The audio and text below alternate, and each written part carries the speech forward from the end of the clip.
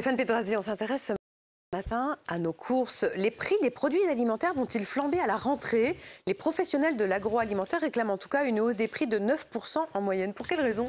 Oui, c'est du jamais vu depuis 2008, mais la hausse du prix des matières premières augmente de manière spectaculaire. 58% de hausse pour le prix du sucre en un an, 26% pour les céréales, 24% pour les produits laitiers, ce à quoi il faut ajouter les professionnels de l'agroalimentaire veulent augmenter leurs tarifs de 9% en moyenne. L'ANIA relativise, nous dit que ça sera une hausse de 2 € par mois et par ménage. Alors vraiment, le consommateur, lui, eh bien, il est confronté à un dilemme. Soit il accepte de payer plus cher, soit il accepte de manger moins bien. C'est quand même pas tout à fait simple, ça. Oui, alors tout simplement parce que les industriels risquent de remplacer certaines matières premières par des composants moins chers, typiquement des additifs. Vous prenez un yaourt, vous remplacez une partie du lait par de l'eau, vous rajoutez un épaississant, la texture est plus ou moins la même au final.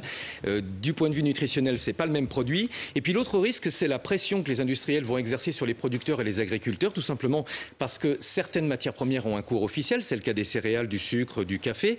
Mais pour le reste, les industriels vont essayer de se rattraper sur les autres matières premières et donc typiquement essayer de payer moins cher ce qu'ils achètent auprès des agriculteurs. Bon, au bout de la chaîne, il y a quand même les consommateurs, ils ne vont pas avoir le choix.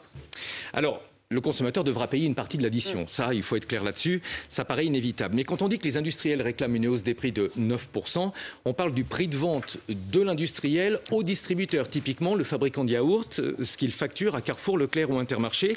N'oubliez pas les intermédiaires, les centrales d'achat, les grossistes. Eux aussi ont des marges. Ils peuvent les réduire pour tenter justement d'adoucir un petit peu le choc pour le consommateur. Et puis l'autre solution, on le dit, c'est le circuit court, acheter local, sans intermédiaire, sans emballage. Donc, ça sera mieux pour votre portefeuille et puis par la même occasion, ça fera du bien à la planète.